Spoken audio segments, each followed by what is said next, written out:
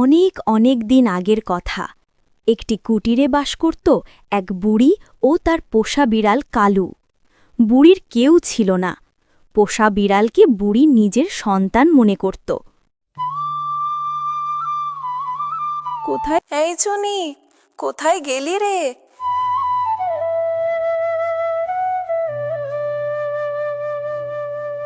শোন শোন, আমি একটু নদীর পাড়ে যাব, কিছু শাকসবজি তুলে নিয়ে আসি, এসে রান্না করব।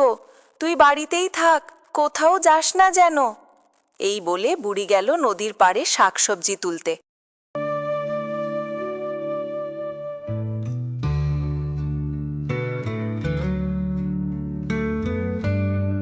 ওই তো এখানে কটা কচু শাক হয়েছে, তুলে নিয়ে যাই, বাড়ি গিয়ে রান্না বসাতে হবে। বুড়ি কচু শাক তুলতে তুলতে হঠাৎই নদীর পাড় থেকে একটি বাচ্চার কান্নার শব্দ শুনতে পায়।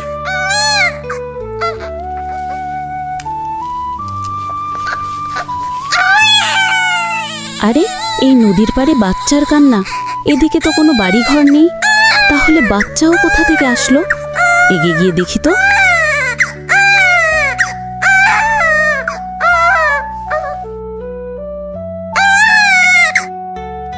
আরে, এটা আমি কি দেখছি? একটি বাচ্চা। এই ঝিনুকের মধ্যে বাচ্চাটা কোথায় থেকে এলো? আশেপাশে তো কাউকে দেখছি না। যাই, বাচ্চাটি আমি নিয়ে যাই, নইলে বাচ্চাটি জীবজন্তুর শিকার হবে। এই বলে বুড়ি ঝিনুকে ভেসে আসা বাচ্চাটাকে বাড়ি নিয়ে যায়। জানি না কোন অভাগীর সন্তান তুই। এখন তুই আমার কাছে যখন এসেছিস, আমিই তোকে মানুষ করব। আমি তোকে ঝিনুকের মধ্যে পেয়েছি, তাই আমি তোর নাম দিলাম ঝিনুকমালা।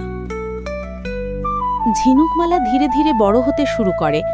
ঝিনুক আর বুড়ির পোষা বিড়াল খুব ভালো বন্ধু হয়ে যায়। ওরা সবসময় একসাথে খেলাধুলা করত। এভাবে কেটে যায় বেশ কয়েক বছর। ঝিনুকমালা দেখতে দেখতে অনেক বড় হয়ে যায়। চুনি, চুনি, দাঁড়া, আমি কিন্তু আর দৌড়াতে পারছি না। দাঁড়া চুনি, ওদিকে যাস না, বুড়িমা বকা দিবে। যাস না চুনি, ফিরে আয় বলছি। এখন বাড়ি যাই। চুনি, এবার কিন্তু আমার বড্ড রাগ হচ্ছে। তুই থাক, আমি বাড়ি চলে গেলাম। আমি বুড়িমাকে গিয়ে সব বলে দেব।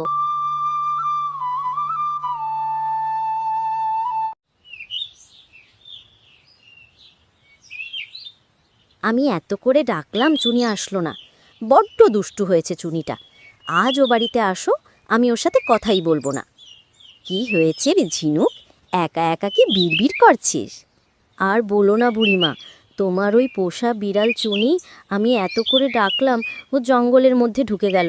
আমি বললাম বুড়িমা বকা দিবে, আমার কোনো কথাই শুনলো না, ওদিকে চলে গেল। আমি এত করে ডাকলাম, চুনি আমার সাথে এলো না। সে কি রে, চুনিউনি তো কখনো এমন করে না। ও মনে হয় কোনো জায়গায় ফেসে গেছে, এর জন্য চেয়েও আসতে পারছে না। কি বললে বুড়িমা? আমার চুনির বিপদ? ঝিনুক ছুটে গেল চুনিকে খুঁজতে।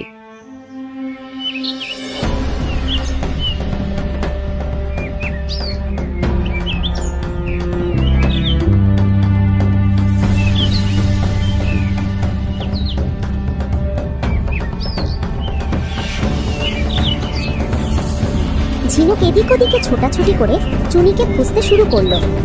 চুনি, ও চুনি, আমার কথা শুনতে পাচ্ছিস? চুনির তো কোনো সারা শব্দ নাই।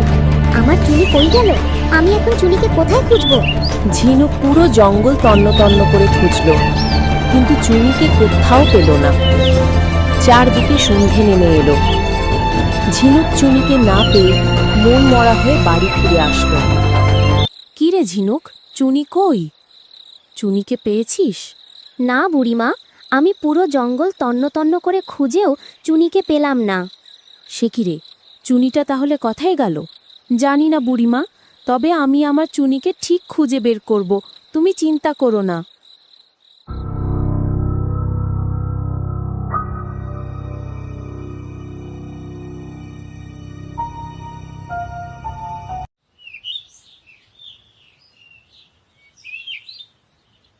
পরের দিন সকালে ঝিনুক আবার চুনিকে খুঁজতে বেরিয়ে পড়ে।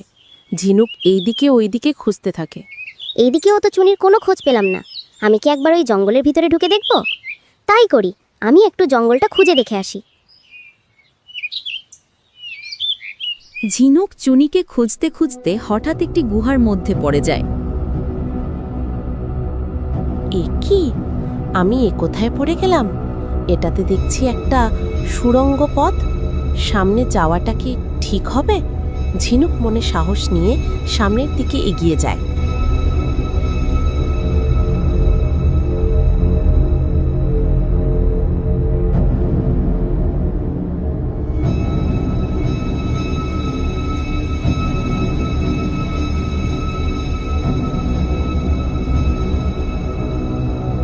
চারদিকেই তো রাস্তা, এবার আমি কোন দিকে যাব? এদিকেই যাই। ওই তো ওপরে যাবার সিঁড়ি দেখতে পাচ্ছি, আমি বরং ওপরে গিয়ে দেখি কেউ আছে নাকি। ঝিনুক সিঁড়ি বেয়ে ওপরে উঠে যায়। ঝিনুক উপরে গিয়ে যা দেখল, ঝিনুকের গা শিউরে উঠল।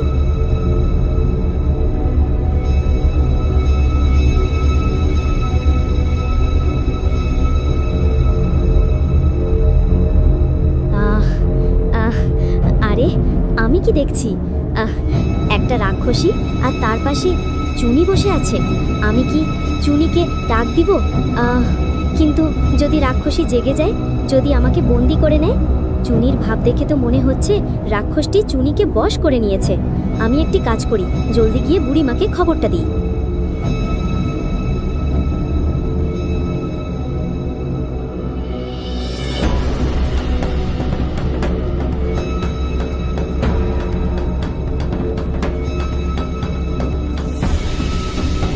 ঝিনুক দৌড়াতে দৌড়াতে খুঁটিতে ফিরে আসে।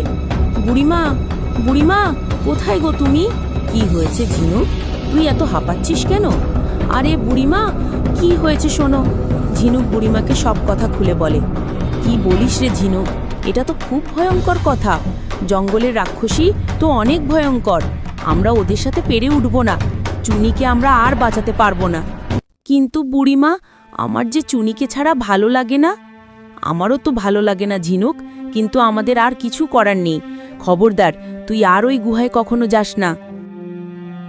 এভাবে প্রায় অনেক দিন কেটে যায়। একদিন ঝিনুক বাগানে বসেছিল। আজ কতদিন চুনিটা নাই, জানি না আর কোনোদিন চুনির সাথে দেখা হবে কিনা। হঠাৎ ঝিনুক তার সামনে একটি সাপ দেখতে পায়। ঝিনুক ভয়ে চিৎকার করে। এদিকে জঙ্গলে এসেছিল পাশের রাজ্যের রাজকুমার। আজ বনে একটি শিকারও পেলাম না। চল তুফান, আমরা এখন রাজপ্রাসাদে ফিরে যাই।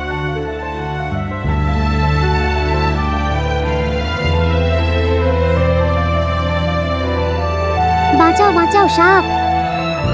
রাজকুমার হঠাৎই ঝিনুকের চিৎকার শুনতে পায়। আরে, কোনো মেয়ের চিৎকার শুনতে পেলাম মনে হলো। তুফান, তুই এখানেই থাক, আমি গিয়ে দেখি কারো কোনো বিপদ হলো নাকি।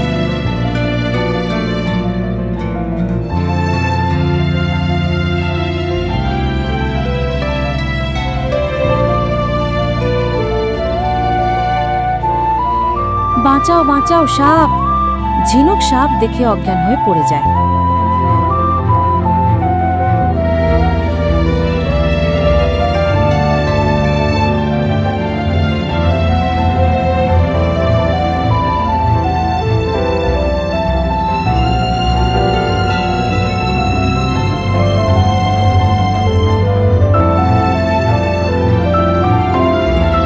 আগের পর্বতে দেখেছিলাম ঝিনুক সাপ সাপ করে চিৎকার করতে করতে অজ্ঞান হয়ে যায়। ওদিকে রাজকুমার ঝিনুকের চিৎকার শুনে ছুটে চলে আসে। দ্বিতীয় পর্ব দেখার জন্য আমন্ত্রণ রইল। আশা করি সবার অনেক ভালো লাগবে।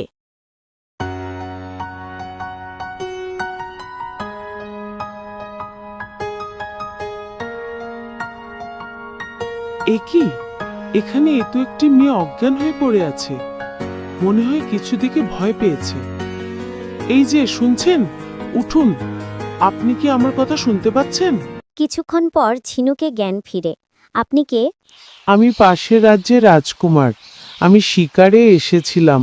হঠাৎ আপনার চিৎকার শুনে এখানে ছুটে এসে দেখি আপনি অজ্ঞাত অবস্থায় মাটিতে পড়ে আছেন।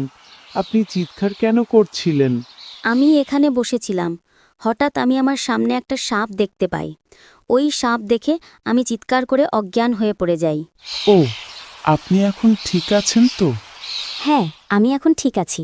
আপনাকে অনেক ধন্যবাদ। আপনার নামটা কি জানতে পারি? আর আপনি কোথায় থাকেন? আমার নাম ঝিনুক।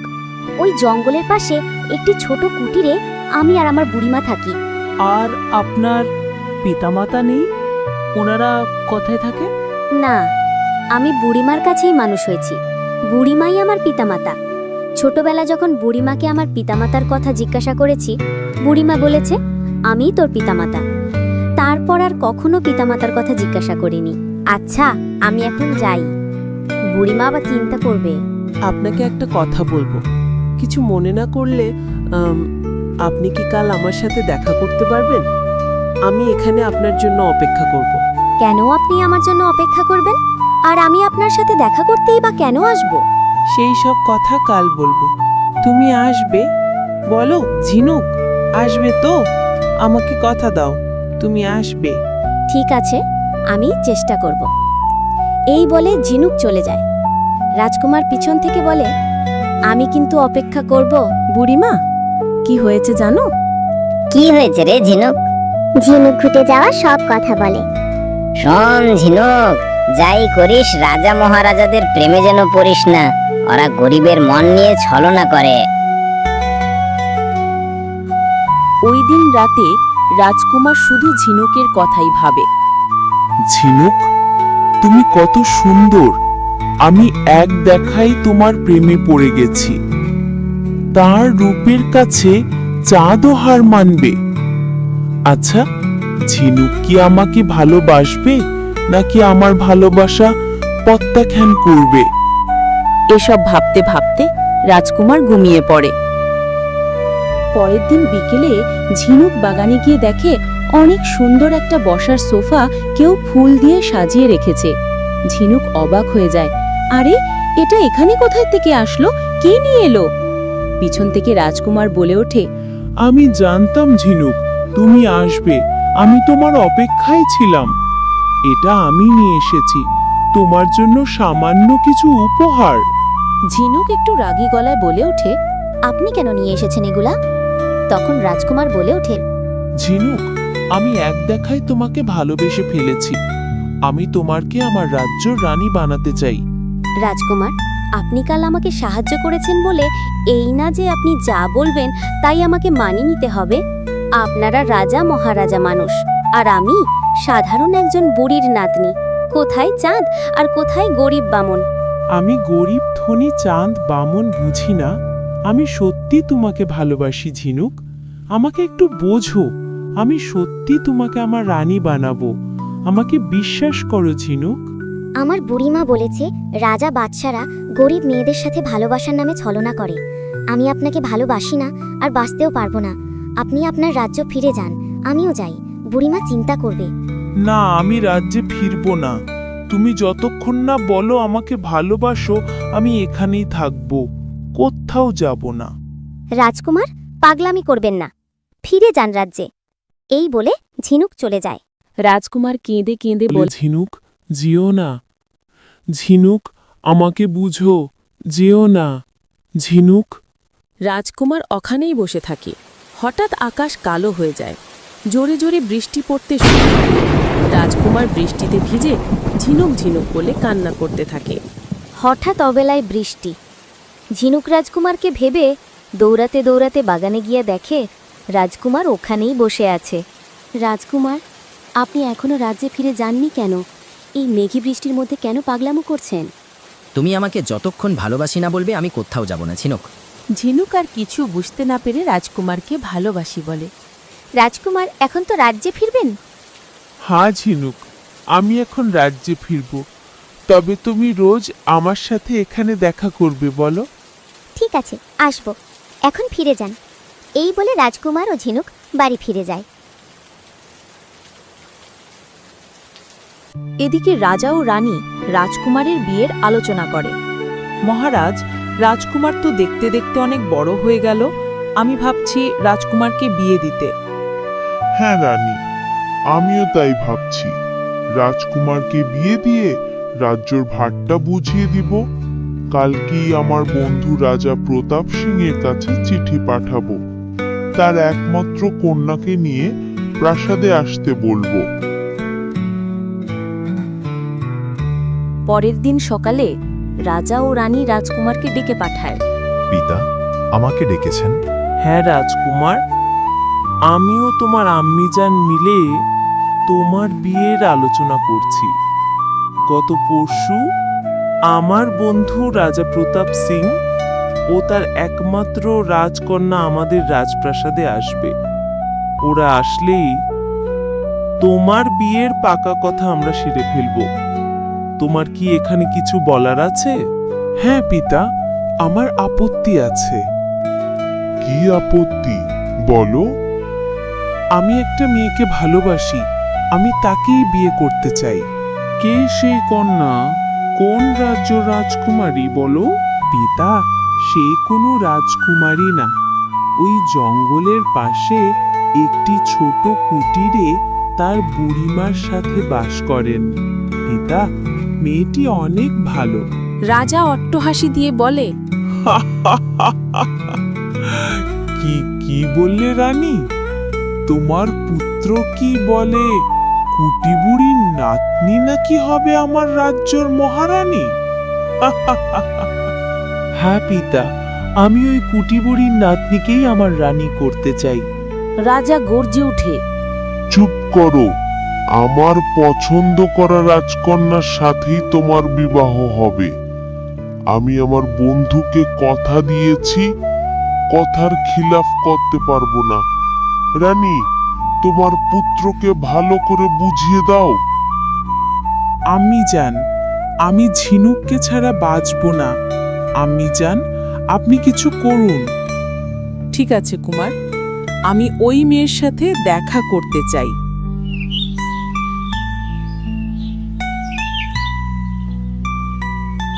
পরের দিন সকালে রাজকুমার রানীকে নিয়ে ঝিনুকের কাছে যায়। ঝিনুক, আজ দেখো আমি কাকে নিয়ে এসেছি। আরে, আমার রাজকুমারের গলা না, কিন্তু কাকে নিয়ে এসেছে রাজকুমার?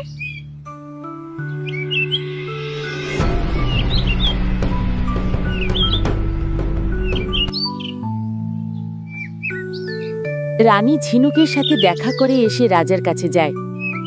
মহারাজ, রাজকুমার যে মেয়েকে ভালোবাসে, মেয়েটি সত্যি অনেক সুন্দর। চুপ থাকো রানী, আমি যা সিদ্ধান্ত নিয়েছে তাই হবে।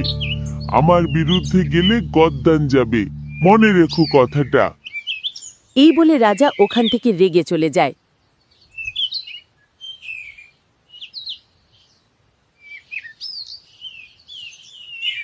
রাজকুমার, তোমাদের ভাগ্য কি আছে আল্লাহ ভালো জানেন। রাজা রেগে গিয়ে বারান্দায় দাঁড়ায়। হঠাৎ সেখানে একজন সাধু হাজির হন। সাধু বাবা, আপনি এই সময়?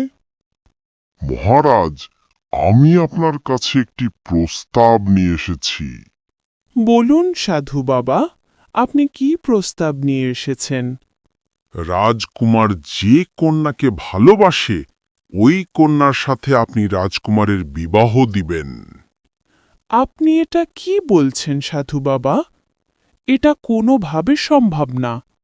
মহারাজ, আপনার কি মনে আছে আপনার পুত্র আমার আশীর্বাদে হয়েছিল? তাই আমি বলছি, আপনার পুত্রকে ওই বুড়ির নাতনির সাথেই বিবাহ দেবেন। না না না, কখনোই না, আমি পারবো না। ওই মেয়েকে আমি কখনোই আমার পুত্রের সাথে বিবাহ দেব না।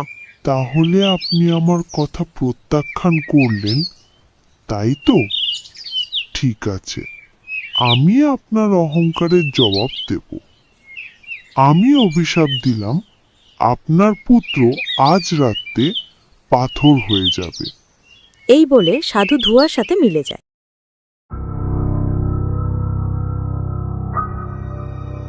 ওই দিন রাতে রাজকুমার ঘুমিয়ে যায়। মাঝরাতে সাধুর অভিশাপে সত্যি সত্যি রাজকুমার পাথর হয়ে যায়।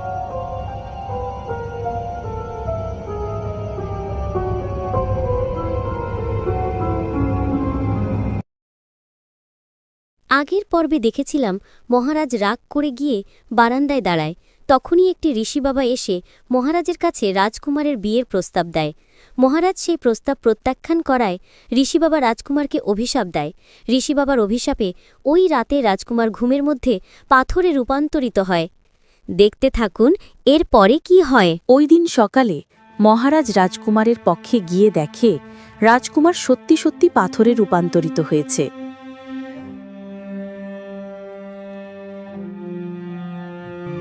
হায় হায়, এটা আমার কি সর্বনাশ হলো!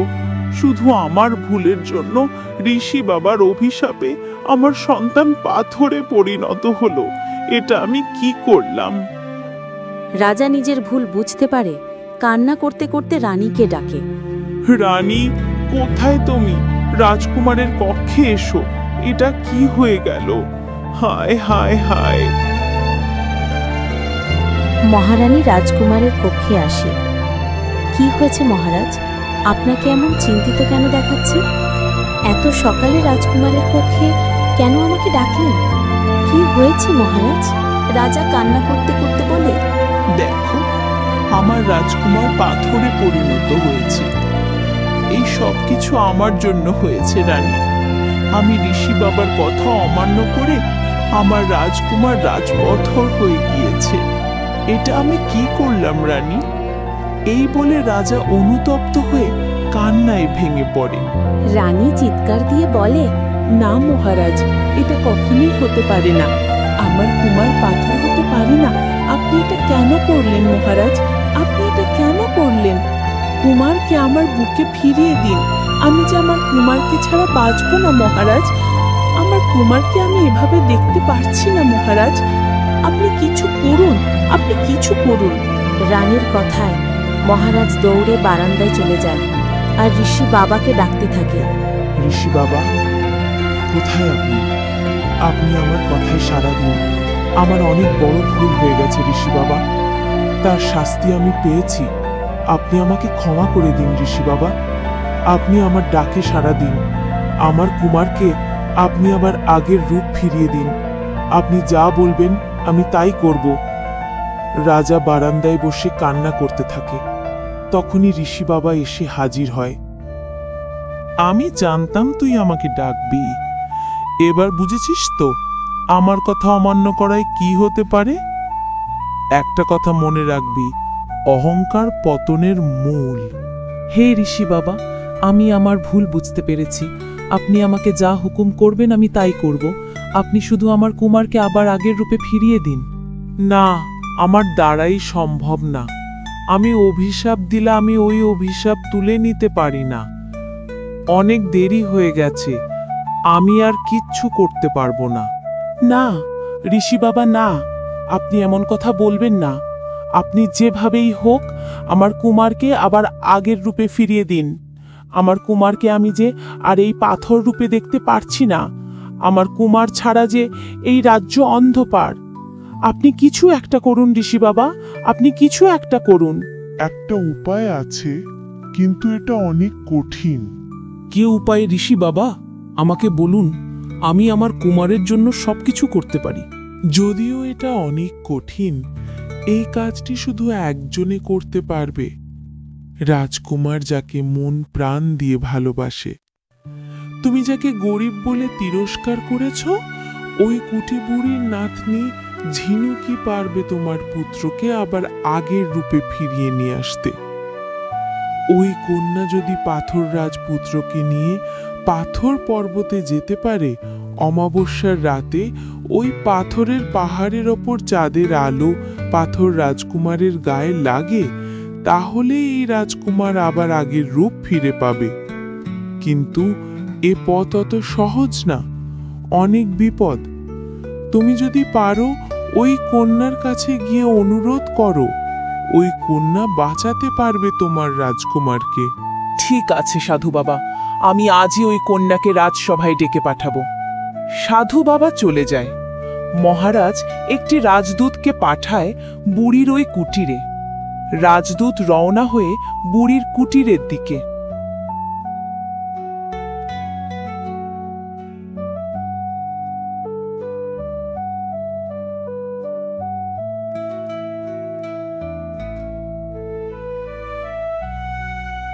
কুটিরে কেউ আছেন? কুটিরে কেউ থাকলে বেরিয়ে আসুন, মহারাজ আপনাকে ডেকে পাঠিয়েছে। ঝিনুক বেরিয়ে এসে রাজদূতকে জিজ্ঞাসা করে, আপনি কে আর কেন এসেছেন? আমি রাজদূত। মহারাজ আপনাকে ডেকে পাঠিয়েছে, তাই আপনাকে খবর দিতে এসেছি। মহারাজ আমাকে কেন ডেকেছে? আমাদের রাজকুমার একটি সাধুর অভিশাপে পাথর হয়ে গিয়েছে। সাধু বলেছে রাজকুমারকে একমাত্র আপনিই বাঁচাতে পারবেন, তাই মহারাজ আপনাকে রাজসভায় ডেকে পাঠিয়েছেন। কি বললেন আপনি? তোমার পাথরে পরিণত হয়েছে? আমি যাব, আমি আমার রাজকুমারকে আবার আগের মতো মানুষ রূপে ফিরিয়ে আনতে। এই বলে ঝিনুক প্রাসাদের দিকে দৌড়াতে শুরু করে।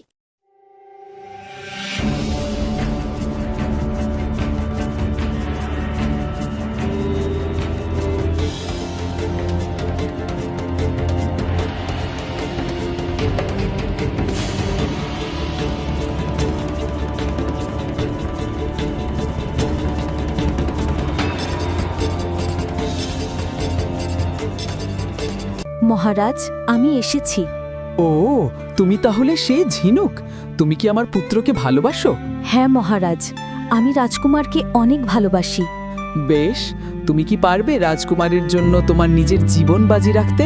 মহারাজ ঝিনুককে সাধুর বলা সব কথা খুলে বলে। আজ্ঞে মহারাজ, আমি পারবো। আমি যাব ওই পাথর পর্বতে। আমি আমার রাজকুমারকে আবার আগের রূপে ফিরিয়ে আনব।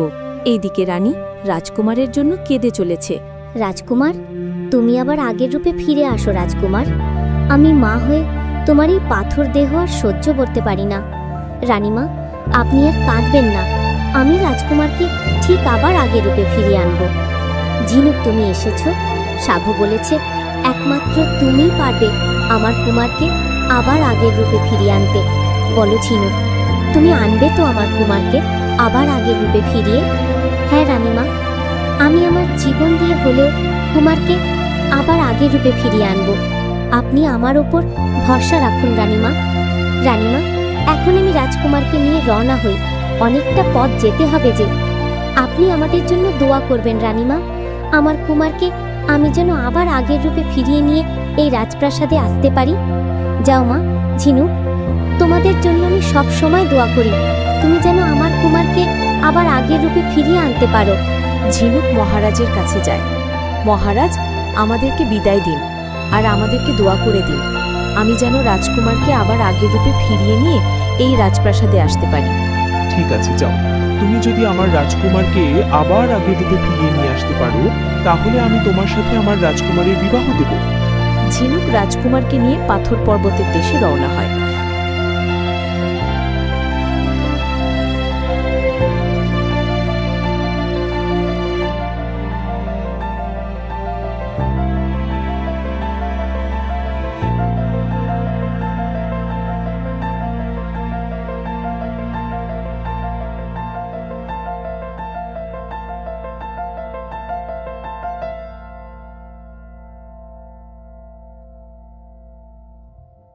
গহীন জঙ্গলের মধ্যে দিয়ে যেতে যেতে হঠাৎই ঝিনুকের সামনে একটি বাঘ চলে আসে।